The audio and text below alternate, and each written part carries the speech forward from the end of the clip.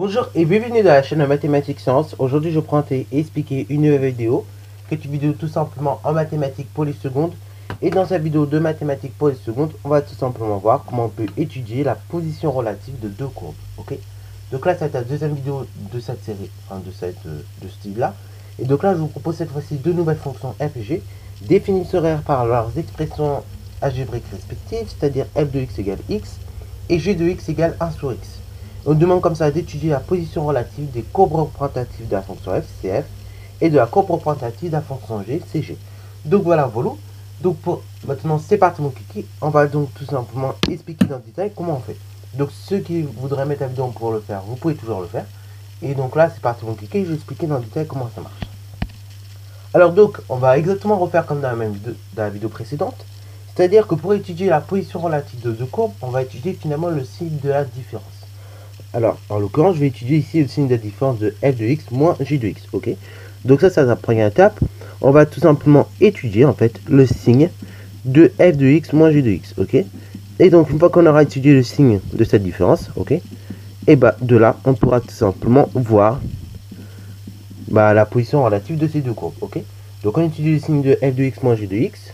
Et donc, cette différence-là, f de x moins g de x, équivaut dans ce cas-là à x moins 1 sur x, ce qui équivaut, donc là on va mettre directement au même dénominateur, à x au carré sur x moins 1 sur x, ce qui équivaut dans ce cas-là, vous voyez on a tout mis au même dénominateur, donc on peut tout simplement simplifier un petit peu l'écriture, ce qui équivaut dans ce cas-là à x au carré moins 1 de tout sur x, ok, bravo. Et donc cette différence-là, x au carré moins 1 sur x, et bien maintenant, c'est cette différence-là que je vais étudier le signe. Ok, bravo. Et donc ça, on sait le faire, étudier le signe d'un quotient. Ok, bravo. Par exemple, sur cette forme-là, x au carré moins 1 de tout sur x.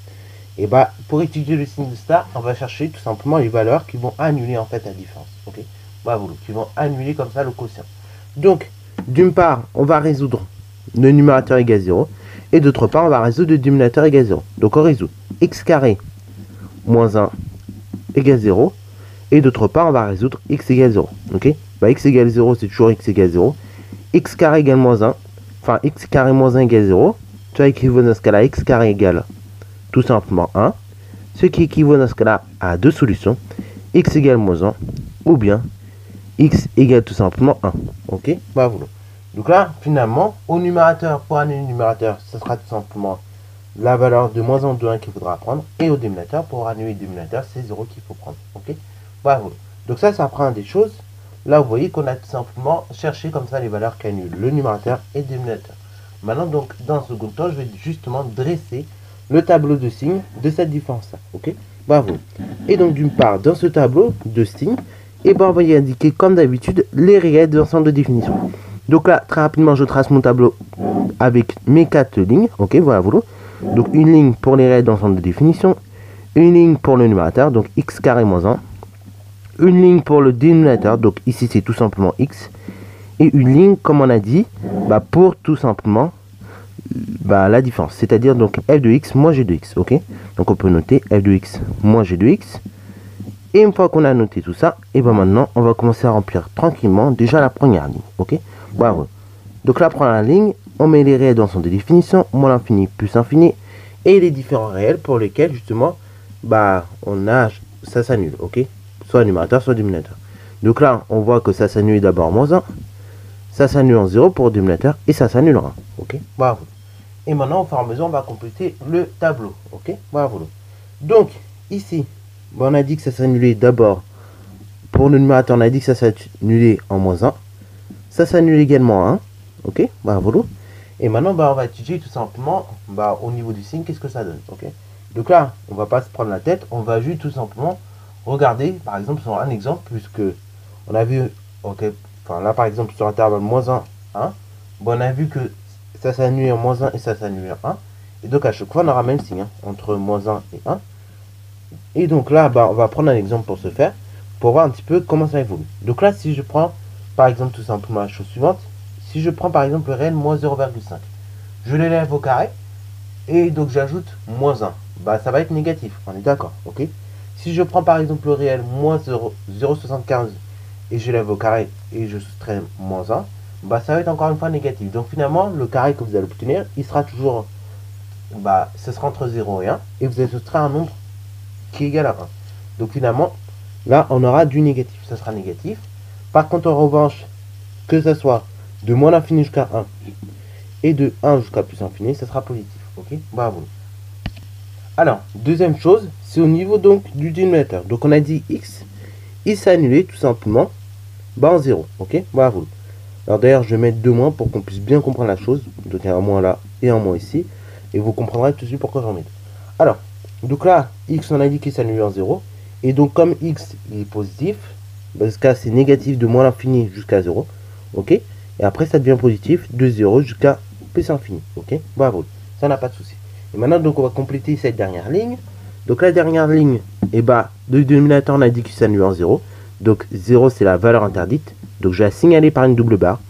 Après, le numérateur, il s'annule donc en moins 1 et en 1. Donc là, je peux le signaler par des 0, comme on peut le voir ici. Et après, bah, je vais compléter avec la règle des signes. Ok, bravo. Donc, plus par moins, ça va donner tout simplement moins. Moins par moins, ça va donner plus. Après, vous avez donc tout simplement moins par plus, ça va donner encore moins. Après, plus par plus, ça donnera toujours plus. Ok, bravo. Ainsi, donc, vous voyez, on obtient le tableau de signes suivant. Alors, comment on l'interprète, ce tableau de signes, justement, pour l'étude de la position relative des deux courbes, CF et CG? Et bah, on peut l'interpréter de la façon suivante. De moins l'infini jusqu'à moins 1 exclu, on voit que tout simplement, la courbe représentative de la fonction f sera située en dessous de la courbe représentative de la fonction g. De moins 1 jusqu'à 0 est exclu. Ok, bravo. Donc, moins 1 exclu, 0 exclu. Sur cet intervalle-là. Donc là, on a plus. Ce qui signifie que la courbe représentative de la fonction f est située au-dessus de la courbe représentative de la fonction g. De 0 exclu jusqu'à 1, donc exclu. On voit que ce coup-ci, c'est la courbe représentative de la fonction f qui est située en dessous de la courbe représentative de la fonction g. Et enfin, donc de 1 jusqu'à plus infini, c'est la courbe représentative de la fonction f qui est située au-dessus de la courbe représentative de la fonction g. Ok, bravo. Ça, donc, c'est ce que l'on voit. Et donc, ce qu'on peut voir, c'est que cette différence, elle va s'annuler en moins 1 et en 1. Ce qui se traduit par le fait que dans ce cas-là, les courbes, en fait, CF et CG vont se couper en moins 1 et en 1. Ok, bravo. Donc, on peut éventuellement vérifier avec la calculatrice. Voilà ce que ça me donne. Donc là, on voit qu'il y a une cohérence avec ce que je viens de dire. Donc, que CF est situé en dessous de CG sur l'intervalle moins l'infini moins 1 exclu.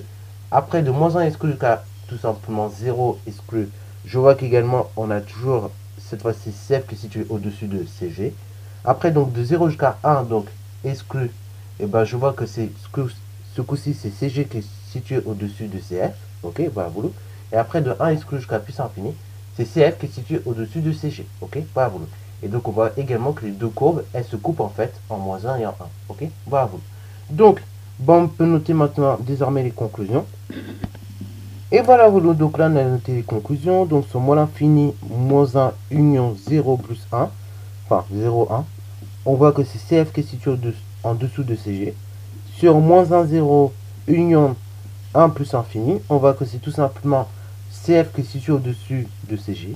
Et pour des valeurs de x égale à moins 1 ou bien x égale à 1, on voit que CF et CG se coupent. Ok, voilà, voilà.